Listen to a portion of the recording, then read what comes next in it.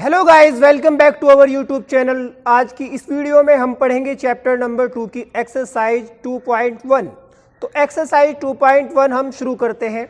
अगर आपने इससे पहले हमारी वीडियो जो इससे पहले वाली वीडियो थी वो नहीं देखी तो आप हमारे डिस्क्रिप्शन में देख सकते हैं, उस वीडियो का लिंक है। इस एक्सरसाइज को करने से पहले आप इससे पहली वीडियो को अगर देखेंगे तो बहुत आसानी से हमारी ये वीडियो आपको समझ में आएगी। तो आइए अब इस एक्सरसाइज को शुरू करते हैं।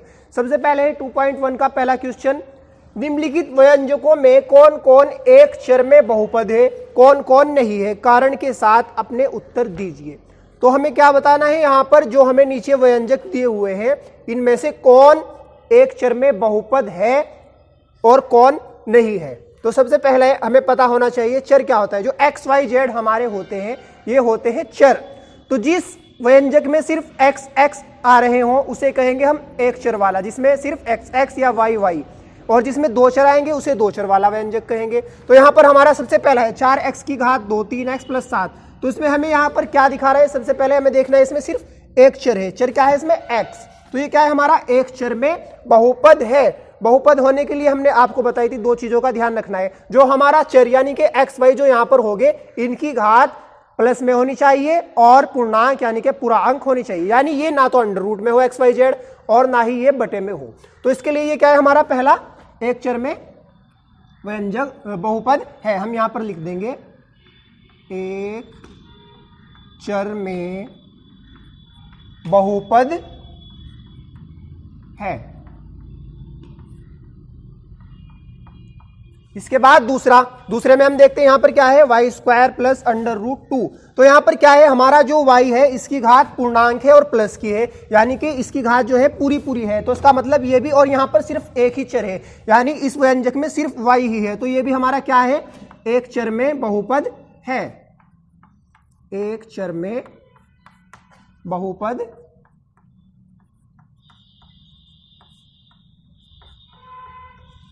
इसके बाद देखते हैं तीसरे में हमें क्या दिखाई दे रहा है। यहां पर जो t है हमारा चर क्या है इसमें t, एक चर तो है इसमें, लेकिन जो हमारा चर है उसकी घात पूर्णांक नहीं है, यानी t अंडर रूट में है। अंडर रूट का मतलब होता है आधी घात, यानी कि t की घात 1/2। अंडर रूट का मतलब घात 1/2 होता है, प्लस t √2। ये इस रूप में हमारा हो जाएगा। तो जहां पर चर की घात बटे में होगी वहां पर हमारा बहुपद नहीं होगा। हम यहां लिखेंगे व्यंजक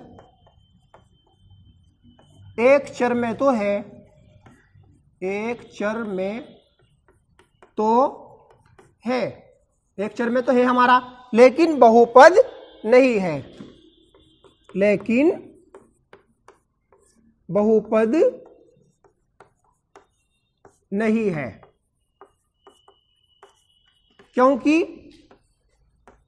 क्यों नहीं है ये हमारा बहुपद, क्योंकि इसके चर t की घात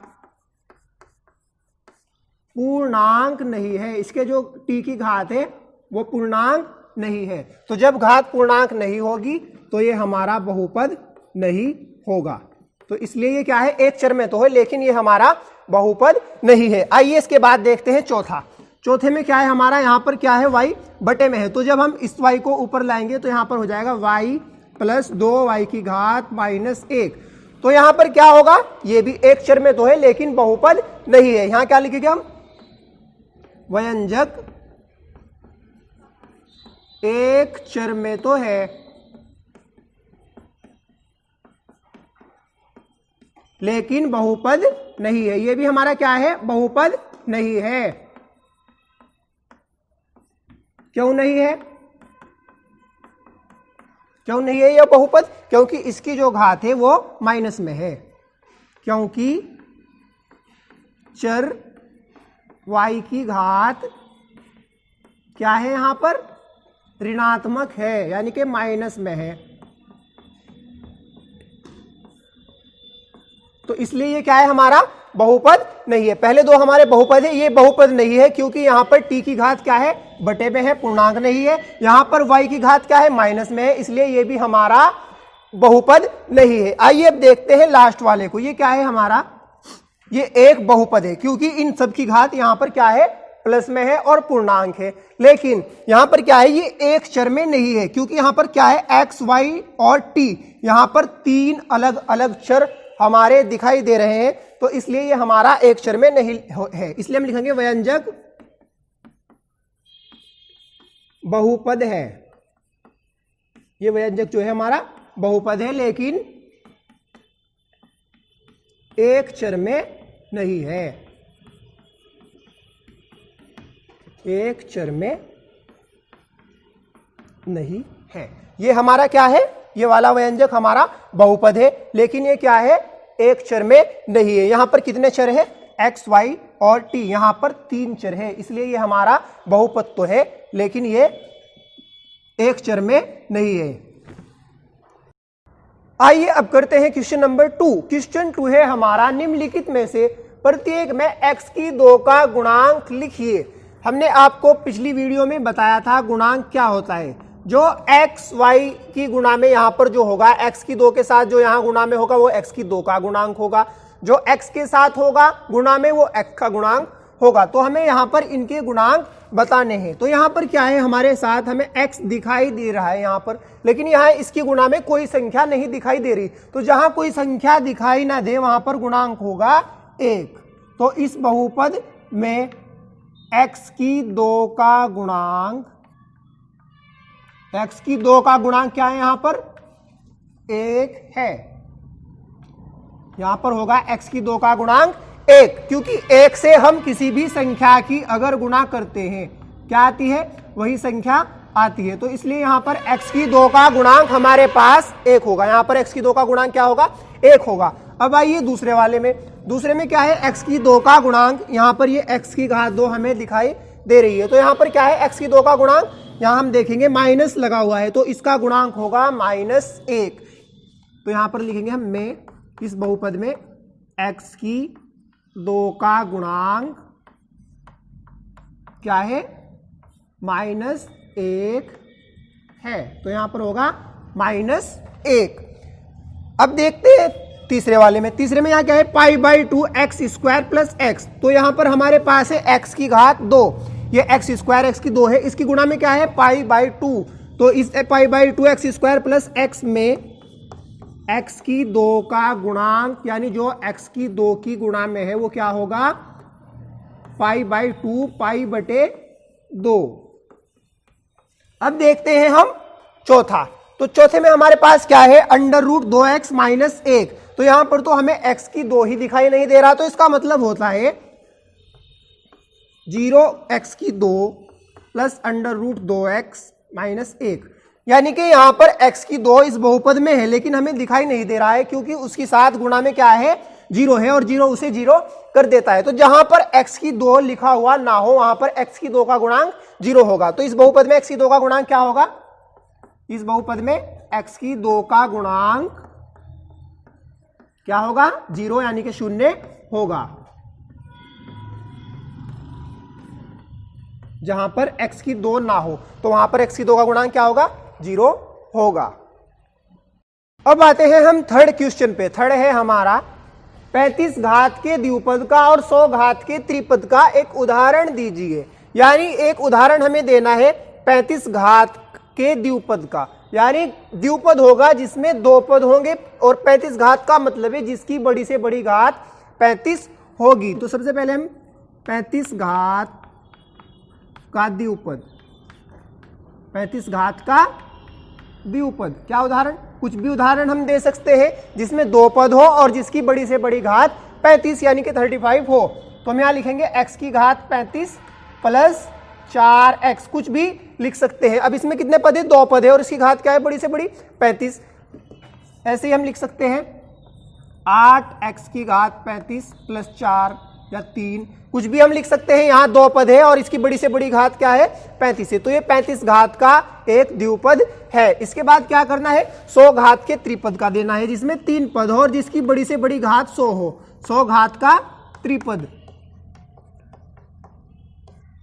तो 100 घात का त्रिपद क्या होगा, हम यहां पर लिखेंगे 4y की घात 100 प्लस 8y प्लस 4। तो यहां पर कितने पद है? 3 पद है। कोई भी उदाहरण हम दे सकते हैं जिसमें 3 पद हो और जिसमें चर की बड़ी से बड़ी जो घात है वो क्या होनी चाहिए? 100 होनी चाहिए। यानी कि मैं यहां से हम यहां पर लिखेंगे 5x की 100 प्लस 4x प्लस 3, कुछ भी लिख सकते हैं। इन दोनों में हम यहां पर देख रहे हैं बड़ी से बड़ी घात क्या है? 100 है और ये क्या है? त्रिपद है। तो ये हो गया हमारे पास 35 घात का द्विपद ये दोनों, और ये हो गए हमारे पास 100 घात के त्रिपद। आइए अब चलते हैं चौथे क्वेश्चन की तरफ। चौथा क्वेश्चन है हमारा, निम्नलिखित बहुपदों में से प्रत्येक बहुपद की घात लिखिए। तो यहां पर हमने जैसे कि आपको पहले बताया था पिछली वीडियो में, बहुपद की घात क्या होती है? जो सबसे बड़ी घात इनमें चर की यानी एक्स वाई जेड जो यहां पर ये होते हैं, इनकी जो सबसे बड़ी घात होती है उसे ही हम बहुपद की घात कहते हैं। तो यहां पर सबसे बड़ी घात 3 है, यानी कि एक्स की घात यहां सबसे बड़ी क्या है? चर की घात यहां पर 3 है। तो इस बहुपद की घात क्या होगी? 5x की 3 4 प्लस 4x की 2 प्लस 7x की घात क्या होगी? यहां पर जो सबसे बड़ी घात है 3 है तो इसकी घात हो जाएगी 3। यहां पर 4 माइनस वाई की घात 2, तो चर क्या है इसमें? वाई। वाई की बड़ी से बड़ी घात क्या है? 2 है। तो 4 माइनस वाई की 2 की घात क्या होगी? 2 है। और यहां पर क्या होगी घात? तीसरे में 5t माइनस अंडर रूट 7, तो इसकी घात क्या होगी? 5t माइनस अंडर रूट 7 की घात। यहां पर चर क्या है? यहां चर है t, तो t की घात क्या होगी? यहां पर 1। t की घात यहां पर 1, जहां कोई घात ना हो वहां घात होती है 1। अब आते हैं हम चौथे पे। चौथा है हमारा 3, तो यहां पर सिर्फ 3 दिया हुआ है, इसके साथ कोई भी चर नहीं है। इसके साथ चर होता है लेकिन उसकी घात 0 होती है, यानी कि 3 को हम लिख सकते हैं 3x की घात 0। किसी की भी घात 0 का मतलब होता है 1, यानी इसका मतलब होगा 3 गुणा 1, यानी x की 0 का मतलब 1 होता है, इसलिए ये 3 बन जाता है हमारा। तो इसकी घात क्या लिख सकते हैं हम? यहाँ पर 3x की 0 लिखकर हम इसे, यानी कि इसकी घात यहाँ पर होगी हमारे पास 3 की जो बहुपद, ये हमारा क्या है? इसे कहते हैं हम अचर बहुपद। इसकी घात होती है, की घात कितनी है? 0, यानी कि 0 है। अब आते हैं हम लास्ट क्वेश्चन यानी 5वें क्वेश्चन पर। 5वां क्वेश्चन है हमारा, बताइए कि निम्नलिखित बहुपदों में कौन कौन बहुपद रेखिक है, कौन कौन द्विघाती और कौन कौन त्रिघाती है। तो इसमें हमें रेखिक, रेखिक का मतलब 1 घात वाले, द्विघात का मतलब 2 घात वाले और त्रिघात का मतलब 3 घात वाले बहुपद कौन से हैं ये बताना है। तो पहला बहुपद है हमारा x² प्लस x, जैसा कि हमें यहाँ पर दिखाई दे रहा है। इस बहुपद की जो घात है वो कितनी है? 2। जो सबसे बड़ी घात होती है उसे हम बहुपद की घात कहते हैं। यहाँ पर बड़ी घात 2 है तो इस बहुपद की घात हो गई 2, तो ये हो जाएगा हमारा द्विघाती बहुपद।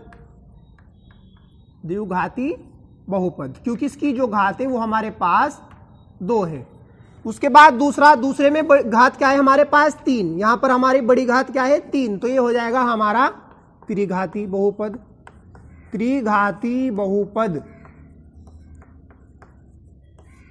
इसके बाद है y प्लस y² प्लस 4, तो इसमें बड़ी घात हमें क्या दिखाई दे रही है? 2, तो ये 2 घात बड़ी है इसमें, तो इसलिए ये हो जाएगा द्विघाती बहुपद। बहुपद इसमें क्या है? बड़ी घात हमारे पास यहाँ x है, x की घात कितनी है? यहाँ पर 1, जहां कोई घात लिखी हुई ना हो वहां पर 1 होता है, तो जिसमें घात 1 होगी उसे कहेंगे हम रेखिक बहुपद। ये हो गया हमारा रेखिक बहुपद। 1 घात वाले को कहते रेखिक, 2 घात वाले को द्विघाती और 3 घात वाले को त्रिघाती। 3t पर यहाँ क्या है? हमारी t की घात 1 है, तो इसलिए ये भी हमारा रेखिक बहुपद हो जाएगा। जहां पर घात 1 होगी वहां पर होगा हमारा रेखिक बहुपद।